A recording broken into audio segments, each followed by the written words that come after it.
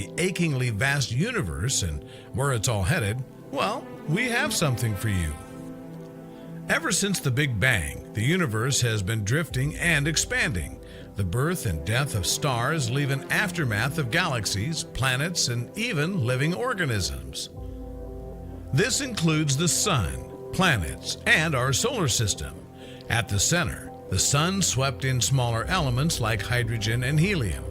Farther away, heavier elements formed planets. Based on the core accretion model, gravity was the driver, coalescing Earth from a cloud of dust.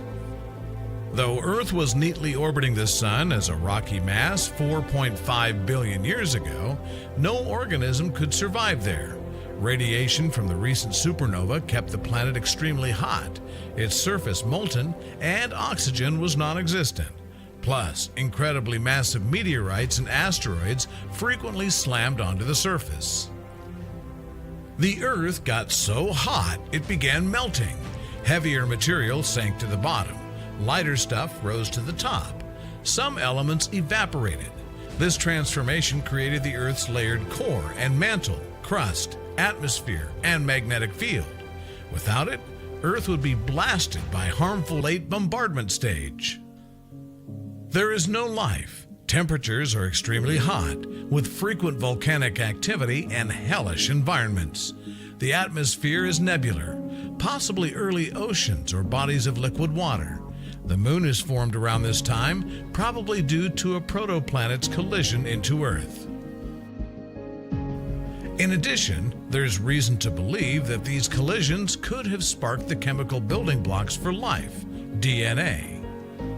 Eventually, the climate on Earth became more stable. Instead of a molten state, the Earth started to cool down. Water vapor condensed to form oceans, and the Earth cooled down enough to create continents.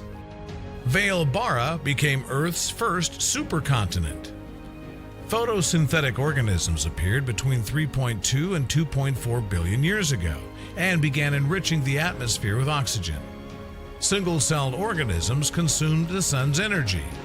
As a waste product, this cyanobacteria eventually filled the oceans and atmosphere with oxygen. Earth now had an oxygenated atmosphere for new life to flourish, but it wasn't cyanobacteria. Oxygen was toxic for them. Much life on Earth probably died out as its levels rose in what is known as the oxygen catastrophe. Imagine a dominant species polluting the planet until extinction. Resistant forms survived and thrived, and some developed the ability to use oxygen to increase their metabolism and obtain more energy from the same food. At this time, methane was more abundant in the atmosphere. One thing that methane did very well was trap heat in the atmosphere. It's one of the most efficient greenhouse gases. So when oxygen combined with methane, it produced carbon dioxide. All of a sudden, the greenhouse effect wasn't as strong. As a result, the whole planet froze. It was snowball Earth for the next 300 million years. As oxygen filled the atmosphere, Earth's ozone layer thickened. Before the presence of an ozone layer, life was restricted to shallow water. Because water shielded harmful radiation, that's where life existed. Eventually, a thicker ozone layer enabled life to diversify on land. 541 million years ago, hard-shelled invertebrates originated in the oceans, and life got more diverse from there. Next came the age of fish, when thousands of fish species arose. Plants and fungi were the first to venture out of the water, requiring them to adapt to new conditions on dry terrain. Some fish stayed in close proximity to land and gradually adapted to life there, simultaneously developing lungs.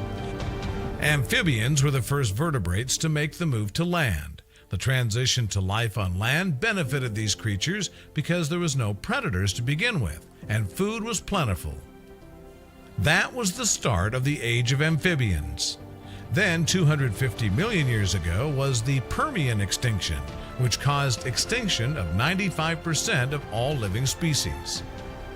When Earth's climate became hotter and drier, rainforests collapsed, triggering the age of reptiles.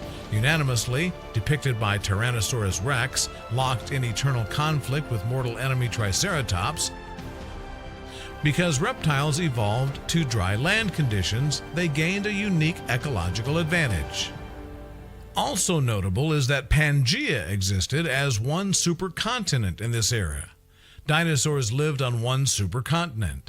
Plate tectonics were the mechanism that eventually tore continents apart. Don't forget that dinosaurs existed for 160 million years, so continental drift gradually rifted dinosaurs apart. From between the feet of stomping dinosaurs, ratty animals scurry about, cue an asteroid impact, and the age of mammals begins. Mammals evolved from mammal-like reptiles called therapsids about 200 million years ago, and birds from small theropod dinosaurs about 150 million years ago. This evolution of both mammals and birds accelerated after the extinction of the dinosaurs 65 million years ago, when a 6-mile-wide asteroid struck Earth just off the Yucatan Peninsula. This ejected vast quantities of particulate matter and vapor into the air that occluded sunlight, inhibiting photosynthesis. 75% of all life, including the non-avian dinosaurs, became extinct. Poor dinosaurs, imagine that if the meteor never hit Earth, we would be intelligent dinosaurs. The first true mammals evolved in the shadows of dinosaurs and other large archosaurs. When dinosaurs roamed the Earth, mammals were very small and were probably nocturnal to escape predation. And because dinosaurs went extinct, mammals emerged as the largest land animals at the time. Creatures like Ambulocetus took to the oceans to eventually evolve into whales, whereas some creatures like primates took to the trees. Then, just several million years ago, we believe that human life began to evolve. Apes remained in trees for their primary food source. Eventually, grass began to spread in places like the African savanna, and there were fewer trees. This forced apes to walk to new food sources. With their heads above the grass to see predators, apes evolved by walking on 2 legs. It also helped to have their hands available when they were traveling. Brain size increased rapidly, and by 2 million years ago, the first animals classified in the genus Homo had appeared. They were known for sharpening objects with silicon rocks. They began to master the use of their hands and fingers. In the Stone Age, early humans had fire under control. This enabled them to cook their food, giving them more calories. Modern humans, Homo sapiens, learned to make more complex sounds and share information in groups. They are believed to have originated around 200,000 years ago or earlier in Africa.